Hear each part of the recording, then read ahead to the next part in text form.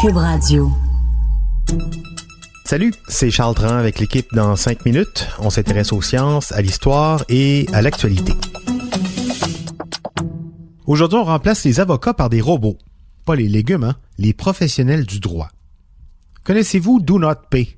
C'est une application, une intelligence artificielle qui vous permet de contester une contravention de stationnement ou de demander un dédommagement à une compagnie aérienne, par exemple, pour un retard de vol ou la perte de vos bagages. Bon, ça reste assez simple à contester une amende de stationnement. Cela dit, Do Not Pay, c'est une app qui a été développée par un ado britannique. Oui, un ado. Ça fait un bout de temps déjà que des algorithmes passent au peigne fin des textes de loi, de jurisprudence, les décisions juridiques pour aider les avocats dans leur travail de recherche. Avant, c'était les stagiaires qui faisaient ce travail. Aujourd'hui, ce sont des robots. Mais de plus en plus, ces avocats cybernétiques se spécialisent et commencent à jouer dans les plates-bandes des avocats humains, on va dire, plus seniors. You can ask Ross questions in natural language, the same way you would any other lawyer. Ross runs in the cloud, can be set up in seconds, and literally takes just minutes. C'est le cas de Ross, c'est son nom, c'est un avocat robot, développé en partie avec des logiciels d'IBM.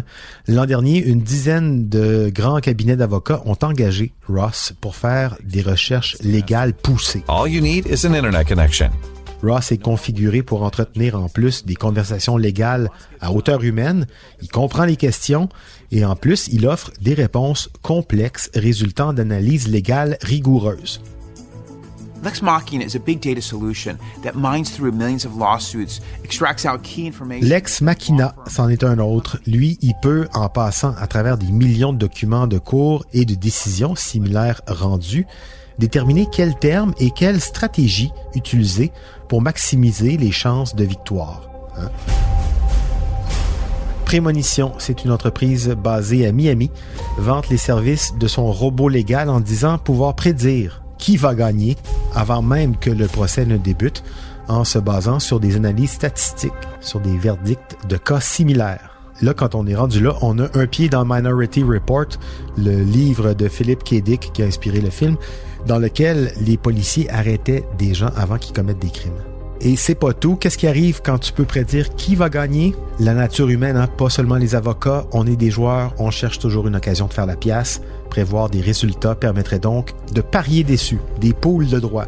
Et justement, une autre entreprise des fins finaux de la Silicon Valley, Legalist, offre ce qu'ils appellent des solutions de financement pour de la litigation commerciale. Qu'est-ce que ça veut dire, ça? En gros, ça veut dire que si leurs algorithmes prédisent que vous avez de bonnes chances de remporter une cause avant même d'intenter des poursuites, la start-up va prendre en charge les frais d'avocat pour vous et vous donner un pourcentage de vos gains si vous gagnez, et elle va empocher le reste, bien sûr. Évidemment, une telle manière de fonctionner fait craindre le pire aux critiques. Parier sur des décisions de justice, c'est un peu l'intelligence artificielle qui ouvre encore plus la porte du système de justice à la finance, ce qui paraît, oui, assez inquiétant. Pour le moment, les avocats, les humains, sont encore essentiels. Les intelligences artificielles restent, on l'a compris, des services offerts pour faciliter, optimiser leur travail. Mais c'est vrai, plusieurs domaines d'intervention pour les avocats sont très simples et balisés. On pourrait facilement les remplacer par des machines. En immigration, les questions de divorce, les questions de faillite commerciale, des domaines où des millions de décisions de jurisprudence existent. Les robots sont déjà plus performants que les humains pour orienter des stratégies, pour présenter les faits, les argumentaires avec un bon choix de mots et des stratégies statistiquement efficaces. Prenez l'exemple de vos impôts. S'ils sont simples, vous les faites avec un logiciel comme Turbo Impôt. S'ils sont plus complexes, vous engagez un comptable. Ça sera un peu la même chose pour les questions légales. Si c'est simple, on engage un avocat artificiel. Et si c'est plus complexe, on fait affaire avec un humain.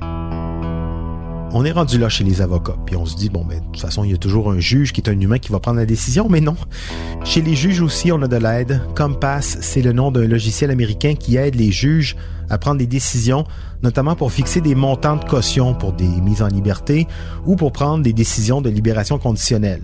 L'algorithme de Compass est classé confidentiel, secret industriel oblige, mais déjà, il paraît que ce logiciel Compass, aurait un biais décisionnel, déjà. C'est-à-dire qu'il serait, par exemple, plus sévère avec les Noirs. Clairement, la science légale est pas encore au point, mais même si on évoluait dans un monde parfait avec des algorithmes qui aident les juges de manière impartiale, il y a un professeur de la School of Law de l'Université de Washington, Ronald Collins, qui s'inquiète surtout d'un changement, l'explosion de poursuites légales juste parce que ce serait automatisé moins cher. Il imaginait dans une présentation le règne de ce qu'il a appelé le nano-légal qui prendrait le dessus sur notre vie de tous les jours. Imaginez, vous recevez des notifications sur votre téléphone. Votre assistant juridique, on va l'appeler comme ça, vous signale des contraventions de vitesse automatiquement détectées par un radar que vous pouvez contester avec votre pouce, des petites micro-infractions qu'on peut toujours contester ou pas, qui entraîneraient l'avènement de ce monde nano-juridique. Pire, imaginez la mise à exécution automatique de votre testament si votre montre connectée détecte que votre cœur s'est arrêté. Hein? Bon. On imagine les dérives. En tout cas, beaucoup d'innovation pour ceux qui veulent éviter tout contact avec de vrais avocats, ça c'est clair. Pour eux, il y a de l'avenir, mais cet avenir est plutôt incertain. C'était en 5 minutes.